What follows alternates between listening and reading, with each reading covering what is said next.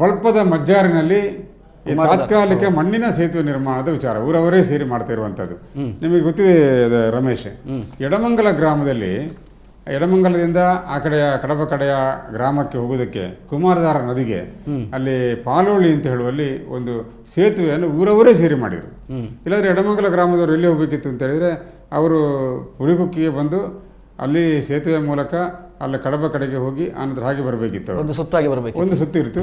ಅದಕ್ಕೆ ಬೇಕಾಗಿ ಅಲ್ಲಿ ಊರವರು ಏನು ಮಾಡಿದರು ಅಂತ ಹೇಳಿದರೆ ಊರವರೇ ಹಣ ಹಾಕಿ ಪೈಪುಗಳನ್ನು ಕಲ್ಲು ಮಣ್ಣು ಇದೆಲ್ಲ ಹಾಕಿ ನದಿಯಲ್ಲಿ ಈ ಬೇಸಿಗೆ ಕಾಲದಲ್ಲಿ ಕುಮಾರಧಾರ ನದಿಗೆ ಮಣ್ಣು ಹಾಕಿ ಸ್ವಲ್ಪ ನೀರು ಹರಿತಾ ಇದೆಯಲ್ಲ ಆ ಹರಿಯುವ ನೀರಿಗೆ ಪೈಪ್ಗಳನ್ನು ಸರಾಗವಾಗಿ ಹರಿಲಿಕ್ಕೆ ಪೈಪ್ಗಳನ್ನು ಹಾಕಿ ಅಲ್ಲಿ ಸೇತುವೆ ನಿರ್ಮಾಣ ಮಾಡಿದರು.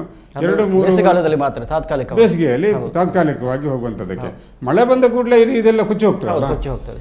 ಇದು ಪಾಲೋಲಿಯಲ್ಲಿ ಅದು ಮಾಡಿರುವಂಥದ್ದು ಎಡಮಂಗಲದಲ್ಲಿ ಅದು ಬಹಳ ಉಪಕಾರ ಆಯಿತು ಜನರಿಗೆ.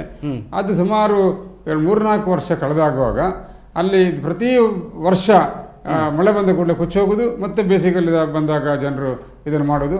ಇದು ಈ ಶ್ರಮ ಏನಿದೆ, ಇದು ಶ್ರಮವನ್ನು ನೋಡಿ ನೋಡಿ ನೋಡಿ ಜನಪ್ರತಿನಿಧಿಗಳು ಕೂಡ ಮನಸ್ಸು ಕಣ್ಣು ತೆರೆಯುವ ಹಾಗಾಯಿತು. ಯಾರು ಮಾತಾಡ್ತಿದ್ದಾರೆ? ರಾಜೀವ್ ಕನ್ಕಲ್ ಅವರು.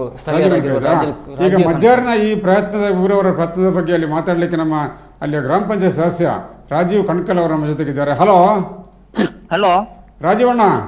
ಹೌದು. ಏನು ದೊಡ್ಡ ಒಂದು ಸಾಹಸಕ್ಕೆ ಕೈ ಹಾಕಿದ್ದೀರಿ ಅನ್ನೋಂಥ ಮಾತು ಕೇಳಿದೆವು. ಹೇಳಿ, ಏನೆಲ್ಲ ಮಾಡ್ತೀರಿ? ನಮ್ಗೆ ಇದು ಕೇನ್ಯ ಗ್ರಾಮ ಮತ್ತು ಬಲ್ಪ ಗ್ರಾಮಕ್ಕೆ ಬದಿಯಲ್ಲಿ ಕುಮಾರದ ನದಿ ಹಾದು ಹೋಗ್ತಾ ಇದೆ. ಹೌದು. ನಾವು ಹೆಚ್ಚಿನವರು ಕಡಬ ಸಂಪರ್ಕವನ್ನು ಇಟ್ಟುಕೊಂಡಿದ್ದೇವೆ. ತಾಲೂಕು ಕೇಂದ್ರ. ಈಗ ನೀವು ತಾಲೂಕು ಕೇಂದ್ರ ಕಡಬ ಆದ ನಂತರ ಕಡಬಕ್ಕೆ ನಿರಂತರ ಯಾವಾಗಲೂ ಹೋಗ್ಬೇಕಂತ ಸನ್ನಿವೇಶ ಇದೆ. ಹೌದು ಹೌದು. ಕಚೇರಿಗಳು, ಮತ್ತೆ ಕೋಟಿಮಳದಲ್ಲಿ ರೈಲ್ವೆ ಸ್ಟೇಷನ್ ಇದೆ. ಅಲ್ಲಿ ಪುತ್ತೂರು ಮಂಗಳೂರು ದಿನಂಪ್ರತಿ ಸಂಚರಿಸೋರು ಇದ್ದಾರೆ. ಅವರಿಗೂ ಕೂಲಿ ಕಾರ್ಮಿಕರು ಮತ್ತೆ ಜನಸಾಮಾನ್ಯರು ಸಾಮಾನ್ಯವಾಗಿ ಹೊಳೆ ದಾಟಿ ಈ ನೀರು ಕಡಿಮೆ ಇರುವಾಗ ಹೊಳೆ ದಾಟಿ ಹೋಗ್ತಾರೆ.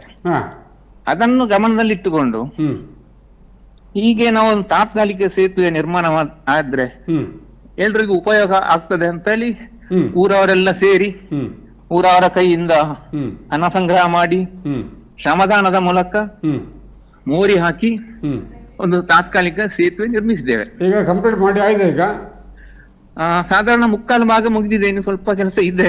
ಈಗ ವಾಹನ ಸಂಚಾರ ಆರಂಭ ಆಗಿದೆ. ಅದರಲ್ಲಿ ವಾಹನ ಸಂಚಾರ ಆರಂಭವಾಗಿದೆ.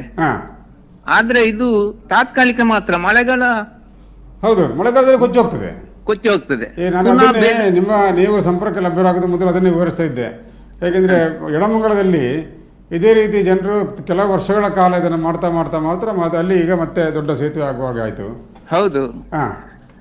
ಅದೇ ನಮಗೆ ಬರುವ ವರ್ಷ ಪುನಃ ಇದೇ ಕೆಲಸ ಆಗ್ತದೆ. ಅದಕ್ಕೆ ಒಂದು ಶಾಶ್ವತ ಪರಿಹಾರ ಸಿಕ್ಕಿದ್ರೆ ಅಂತ ನಮ್ಮೆಲ್ಲರ ಬೇಡಿಕೆ. ಶಾಶ್ವತ ಪರಿಹಾರ ಅಂದ್ರೆ ಶಾಶ್ವತ ಅಗಲವಾದ ಸೇತುವೆ ನಿರ್ಮಾಣ ಆಗ್ಬೇಕು ಅಂತ. ಹೌದು. ಈಗ ಹೇಗೆ ಅದಲ್ಲದೆ ಇಲ್ಲಿ ಬೇಕಾದಷ್ಟು ನೀರಾವರಿ ಅವಕಾಶಗಳು ಇದೆ. ಚೆಕ್ ಡ್ಯಾಮ್ ಮಾಡಿ ಅದರ ಮೇಲೆ ಹೋಗುವಾಗ ಸಂಪರ್ಕ ಮಾಡಿದ್ರು ಅದು ಆಗ್ಬಹುದು. ನೀರಾವರಿ ಕೂಡ ಅನುಕೂಲ ಆಗ್ತದೆ. ಕರೆಕ್ಟ್. ಈಗ ಪಶ್ಚಿಮ ವಾಹಿನಿ ಅನ್ನುವಂಥ ಯೋಜನೆ ಕೂಡ ಸರ್ಕಾರದಲ್ಲಿದೆ. ಹೌದು. ಈಗ ಅಂತರ್ಜಲ ಮಟ್ಟವನ್ನ ನಮ್ಮ ದಕ್ಷಿಣ ಕನ್ನಡ ಉಡುಪಿ ಜಿಲ್ಲೆಯಲ್ಲಿ ಅಂತರ್ಜಲದ ಮಟ್ಟ ಕಡಿಮೆ ಆಗಿತ್ತು ಅಂದ್ರೆ ನೀರು ನಾವು ಸರಾಗವಾಗಿ ಸಮುದ್ರಕ್ಕೆ ಸೇರುವಂತ ನಡೀತಾ ಇತ್ತು. ಹೌದು. ಆ ಸಮುದ್ರಕ್ಕೆ ಸೇರುವಂತಹ ನೀರನ್ನು ಅಲ್ಲಲ್ಲಿ ತಡೆದು ನಿಲ್ಲಿಸಿ ಅಂತರ್ಜಲವಾಗಿ ರೂಪಾಂತರಗೊಳಿಸಬೇಕು ಅನ್ನುವಂಥ ಕಾರಣಕ್ಕಾಗಿ ಕೆಲ ವರ್ಷಗಳ ಹಿಂದೆ ಪಶ್ಚಿಮ ವಾಹಿನಿ ಅನ್ನುವಂಥ ಒಂದು ದೊಡ್ಡ ಯೋಜನೆ ಸರ್ಕಾರ ಇಂಟ್ರೊಡ್ಯೂಸ್ ಮಾಡಿದೆ. ಹೌದು. ಅದರ ಅಂಗವಾಗಿ ಹಲವು ಕಡೆಗಳಲ್ಲಿ ಡ್ಯಾಮ್ಗಳು ಆಗ್ತಾ ಇದೆ. ಕಿರು ಡ್ಯಾಮ್ಗಳು ಆಗ್ತಾ ಇದೆ, ದೊಡ್ಡ ಡ್ಯಾಮ್ಗಳು ಆಗ್ತಾ ಇದೆ. ಹೌದೌದು. ಇದೇ ರೀತಿ ಕುಮಾರಧಾರ ನದಿ ಕೂಡ ಮಜ್ಜಾರಿನಲ್ಲಿ ಮಾಡಬೇಕು ಅಂತ ನೀವು ಹೇಳುದು. ಹೌದು. ಮಾಡಿದಾಗ ಎಲ್ಲ ಕೃಷಿಕರಿಗೂ ಅನುಕೂಲ ಆಗ್ತದೆ. ನಮ್ಮ ಆ ಕಡೆ ಈ ಕಡೆ ಪ್ರಯಾಣಕ್ಕೆ ಕೂಡ ಅನುಕೂಲ ಆಗ್ತದೆ ಅನ್ನುವಂಥದ್ದು. ಪ್ರಯಾಣಕ್ಕೂ ಆಗ್ತದೆ. ಕಡಬದಲ್ಲಿ ನೀರಿನ ಅಭಾವ ಕೂಡ ಇದೆ. ಅಲ್ಲಿ ಬೋರ್ವೆಲ್ಗಳು 600-800 ಫೀಟ್ ಹೋದ್ರೂ ನೀರುಗಳಿಲ್ಲ. ಅದಾಗ್ಬೇಕು. ಇಲ್ಲದ್ರೆ ಸರ್ವ ಋತು ಸೇತುವೆ ನಿರ್ಮಾಣ ಯಾವ್ದು ಆಗಿತ್ತು. ನಮಗೆ ಒಂದು ಸಂಪರ್ಕ ಆಗ್ಬೇಕು. ಅಲ್ಲ, ಇದು ಬಾರಿ ಒಳ್ಳೆಯ ಚಿಂತನೆ. ಹೌದು. ಈಗ ನಿಮ್ಗೆ ಡ್ಯಾಮ್ ಮತ್ತು ಸೇತುವೆ ಒಟ್ಟಿಗೆ ಆಗುವಂತ ಆದ್ರೆ ಕೃಷಿಕರಿಗೂ ನೀವು ಹೇಳಿದಾಗ ಅಂತರ್ಜಲಕ್ಕೂ ಆಗ್ತದೆ, ಕೃಷಿಗೂ ಆಗ್ತದೆ, ಆಮೇಲೆ ಪ್ರಯಾಣಕ್ಕೂ ಕೂಡ ಸಾಧ್ಯ ಆಗ್ತದೆ. ನಿಮ್ಗೆ ಈ ಕಡೆ ಈ ಕಡೆ ಬಲ್ಪದ ಕಡೆಗೆ ಮಜ್ಜಾರು ಅಂತ ಹೇಳುದಲ್ಲ ಅಲ್ಲಿಗೆ, ಹೌದು ಹೌದು ಬಂಜಾರಗಡವು ಅಂತ. ಆದ್ರೆ ಆ ಕಡೆಗೆ ನದಿ ಆ ಕಡೆ ಕೋಡಿಂಬಳ ಗ್ರಾಮ ಆಗ್ತದೆ.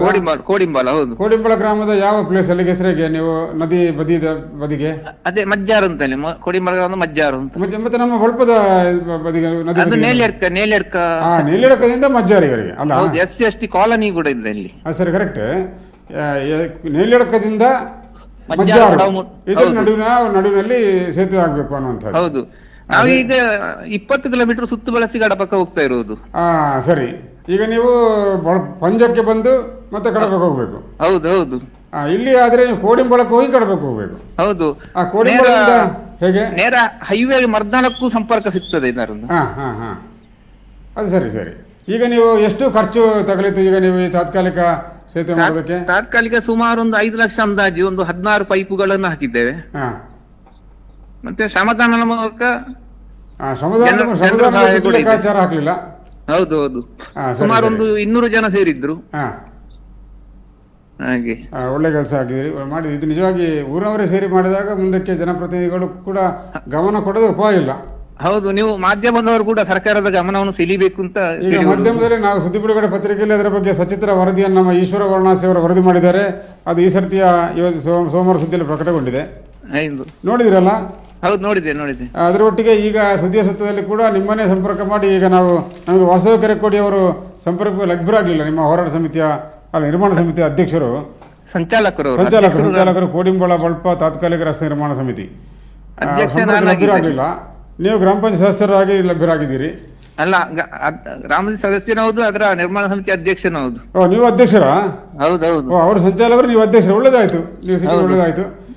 ಒಟ್ಟಲ್ಲಿ ಈಗ ನಮಗೆ ನೇಲಿಯಡಕದಿಂದ ಮಜ್ಜಾರವರೆಗಿನ ಈ ಏನು ತಾತ್ಕಾಲಿಕ ಸೇತುವೆ ಇದೆ ಅದೊಂದು ಸರ್ವಋತು ಸೇತುವೆ ಅಥವಾ ಡ್ಯಾಮ್ ಆಗಿ ಪರಿವರ್ತನೆ ಆಗಲಿ ಅಂತ ನಾವು ಕೂಡ ಬಯಸ್ತೇವೆ. ನಿಜವಾಗಿ ಜನರಿಗೆ ಅಗತ್ಯವಿರುವುದಂತ ಸರ್ಕಾರ ಮಾಡಬೇಕು. ಹೌದೌದು. ಎಸ್, ಧನ್ಯವಾದಗಳು ರಾಜೀವಣ್ಣ. ಅದು ಬಹಳ ಮುಖ್ಯವಾಗಿ ಜನರಿಗೆ ಎಲ್ಲಿ ಅವಶ್ಯಕತೆ ಇದೆ ನೋಡಿ. ಇಲ್ಲಿ ಮತ್ತೊಂದು ಕಾರಣ ಇದಿದೆ. ಯಾವಾಗ ನಾವು ಒಂದು ಕಡೆ ಸೇತುವೆ ನಿರ್ಮಾಣ ಮಾಡ್ತೇವೆ ಅಂತ ಹೇಳಿದ್ರೆ ಸಾಧಾರಣ ಮಟ್ಟಿಗೆ ನೀರು ಇಲ್ಲದ ಸಂದರ್ಭದಲ್ಲಿ ನಮ್ಮ ವಾಹನವನ್ನು ಸಾಗಿಸುವಂಥದ್ದು ಕೆಲಸವನ್ನು ನಾವು ಮಾಡ್ತೇವೆ. ನಡೆದುಕೊಂಡು ಹೋಗುವ ದಾರಿ ಕಡಪು ಅಂತ ಹೇಳ್ತೇವಲ್ಲ, ಅಂಥ ಜಾಗಗಳೆಲ್ಲ ವಾಹನ ಚಲಾಯಿಸುವಂಥದ್ದು, ಆ ಕಡೆ ಹೋಗುವಂಥದ್ದು ಮಾಡ್ತಿರ್ತೇವೆ. ಅದೇ ಜಾಗದಲ್ಲಿ ಈಗ ಈ ತಾತ್ಕಾಲಿಕ ಮಣ್ಣಿನ ಸಂಕವನ್ನು ಮಾಡುವಂಥದ್ದು ಕೆಲಸ ಮಾಡ್ತಿರುವಂಥದ್ದು, ರಸ್ತೆ ಮತ್ತು ಸೇತುವೆ ಎರಡೂ ಸೇರಿಸಿ ಅದು ಆಗುವಂಥದ್ದು. ಇನ್ನು ಮುಂದಕ್ಕೆ ಇದು ಇಲ್ಲಿ ಕೂಡ ಸರ್ವಋತು ಸೇತುವೆ ಅಲ್ಲದಿದ್ದರೆ ಇವರು ರಾಜೀವರು ಹೇಳಿದ ಹಾಗೆ ಡ್ಯಾಮ್ ನಿರ್ಮಾಣ ಆಗುವಂಥ ಕೆಲಸ ಆಗಬೇಕು. ಅದು ನಿಜವಾಗಿ ಅಗತ್ಯವಾಗಿ ಬೇಕಾದ್ದು. ಅತ್ತೆ, ಇದು ನನ್ನ ಬರ್ಡೇ ಗಿಫ್ಟ್. ಇದೆಲ್ಲ ಜೀವನದಲ್ಲಿ ನನಗೋಸ್ಕರ ತಗೊಂಡ್ಬಂದಿದ್ದಾರೆ. ನಿನ್ ಮೇಲೆ ತುಂಬಾ ಚೆನ್ನಾಗಿ ಕಾಣುತ್ತೆ. ಇದು ತುಂಬಾ ಚೆನ್ನಾಗಿದೆ ಅಲ್ವಾ? ತುಂಬಾ ಚೆನ್ನಾಗಿದೆ.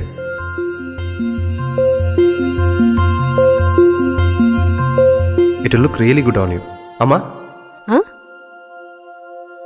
Mother is always son's first love.